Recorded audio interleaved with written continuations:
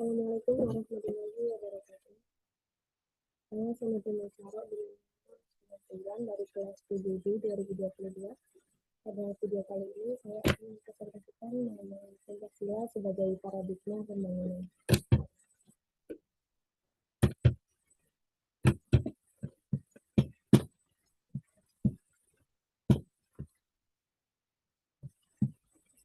Pancasila berasal dari bahasa Sanskerta, kata panca yang berarti 5 dan sila yang berarti dasar. Secara harfiah, Pancasila adalah 5 dasar.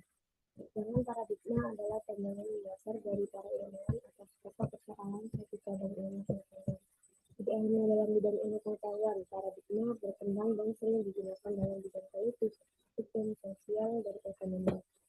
Jadi Pancasila sebagai paradigma artinya nilai-nilai dasar Pancasila secara normatif menjadi dasar, kerangka acuan dan tolak ukur sebagai segenap aspek pembangunan nasional yang dijalankan di Indonesia. Pancasila sebagai paradigma pembangunan.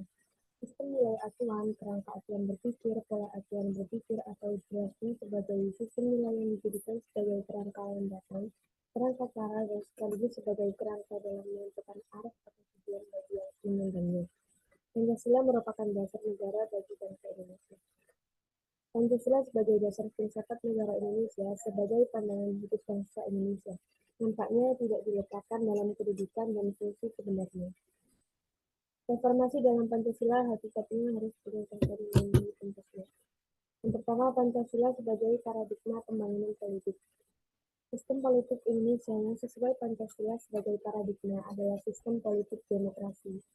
Maka kekuasaan Indonesia adalah dari rakyat, oleh rakyat, dan untuk rakyat warga Indonesia ditempatkan sebagai pelaku atau subjek politik, bukan untuk politik. Pancasila dalam pembangunan politik harus dapat meningkatkan harkat dan martabat manusia dengan meningkatkan kekuasaan tertinggi adalah dari rakyat, oleh rakyat, dan untuk rakyat, di mana sistem politik Indonesia yang sesuai dengan Pancasila sebagai paradigma adalah sistem politik demokrasi, sehingga perlu dikembangkan berdasarkan asas dalam sila 4 Pancasila, yaitu kegiatan yang dibimbing oleh hikmat kebijaksanaan dalam permusyawaratan politik. Kemudian pada asas-asas moral daripada sila-sila Pancasila. Implementasi sosial politik Pancasila. Penerapan dan pelaksanaan keadilan sosial. Menjadi demokratis dan melaksanakan keadilan sosial dan penentuan prioritas kerajaan. Implementasi tersebut harus direkomendasikan ke dalam perwujudan warga atau civil society, sehingga moral baru dalam masyarakat adalah nilai toleransi, nilai transparansi hukum dan kelembagaan, nilai kejujuran dan komitmen, dan bermoral berdasarkan konsensus. Yang kedua, Pancasila sebagai paradigma reformasi politik, yaitu nilai demokrasi politik sebagaimana terkandung dalam Pancasila sebagai fondasi bangunan negara yang dikehendaki oleh para pendiri negara kita, dalam kenyataannya tidak dilaksanakan. Dalam realisasinya pada masa Orde Lama dan Orde Baru, negara mengarah kekuasaannya hanya kepada presiden. Implementasi Pancasila dalam kehidupan berbangsa dan bernegara. Yang pertama, Pancasila merupakan dasar dan ideologi negara yang wajib diimplementasikan dalam seluruh aspek kehidupan berbangsa dan bernegara. Yang kedua, dalam mewujudkan Pancasila melalui kebijakan tidak mudah karena semua tergantung pada pemimpin negara. Masa Orde Lama ada 3 periode, yaitu yang pertama periode 1945 sampai 1950, yang kedua periode 1990 sampai 1959, dan yang ketiga periode 1996 sampai 1995. Masa Orde Baru melakukan pemahaman Pancasila melalui P4 atau pertemuan penghayatan dan pengembangan Pancasila atau Ekstrasetia Pancakarsa. Walaupun kesejahteraan rakyat tercapai, namun kondisi politik dan keamanan dalam negeri tetap berkembang karena pemerintahan sentralistik dan otoriter. Pancasila diarahkan menjadi ideologi yang hanya menguntungkan satu golongan, yaitu loyalitas tunggal pada pemerintah dan demi persatuan masyarakat demokrasi di Pancasila. Yang ketiga, Pancasila sebagai paradigma pembangunan ekonomi. Secara khusus, sistem ekonomi berpijak pada nilai moral Pancasila yaitu ketuhanan, sila ke-1, dan kemanusiaan, sila kedua, sehingga menghasilkan sistem ekonomi yang berkemanusiaan. Pancasila sebagai paradigma pengembangan ekonomi lebih mengacu pada sila ke-4, sementara pengembangan ekonomi lebih mengacu pada pembangunan sistem ekonomi Indonesia. Tujuan ekonomi itu sendiri adalah untuk memenuhi kebutuhan manusia agar manusia menjadi lebih sejahtera. Namun nyatanya, kebijakan ekonomi yang diterapkan hanya berdasarkan pada pertumbuhan dan mengabaikan kesejahteraan seluruh bangsa. Langkah strategis dalam reformasi ekonomi yang pertama keamanan pangan dan mengembalikan kepercayaan dengan program social safety net dan dengan melakukan pemberantasan korupsi. Yang kedua, program rehabilitasi dan pemulihan ekonomi. Dan yang ketiga adalah transformasi struktur. Keempat, Pancasila sebagai paradigma pembangunan sosial budaya. Yang pertama, Pancasila bersifat humanistik karena bertolak dari hakikat dari kedudukan manusia itu sendiri. Yang kedua, pembangunan sosial budaya harus mampu meningkatkan harkat dan martabat manusia agar menjadi manusia yang berbudaya dan beradab.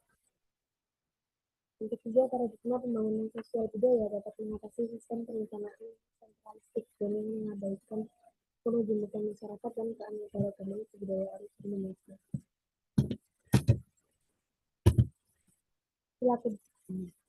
Sila pertama menunjukkan semua suku bangsa di Indonesia percaya kepada Tuhan Yang Maha Esa. Sila kedua, nilai budaya yang dijunjung oleh bangsa Indonesia tanpa membedakan suku bangsa. Yang ketiga, nilai budaya untuk mempersatukan diri sebagai satu bangsa yang berdaulat.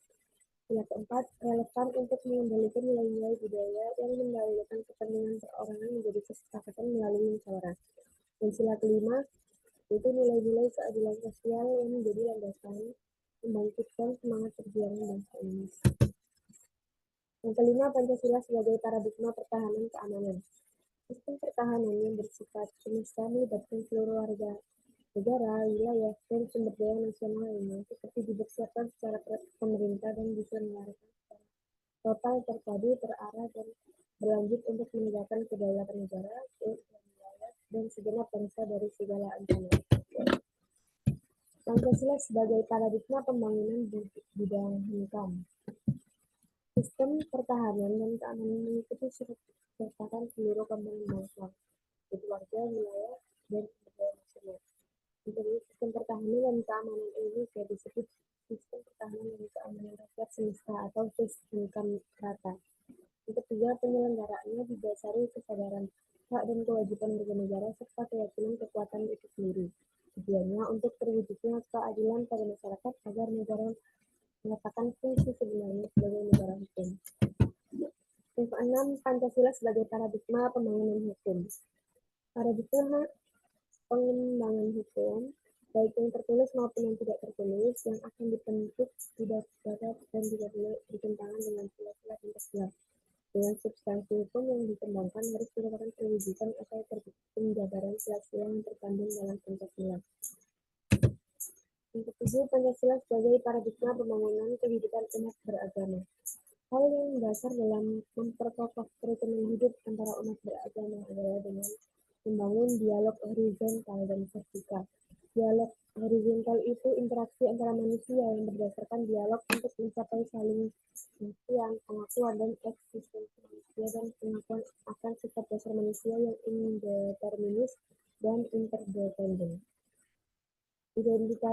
Indeterminis itu sifat dasar manusia yang menyebutkan bahwa posisi manusia berada pada kemanusiaannya. Artinya, posisi manusia bukan sebagai benda mekanik, melainkan sebagai manusia yang memiliki akal budi kreatif dan berbudaya. Yang ke-8, Pancasila sebagai pengembangan iptek.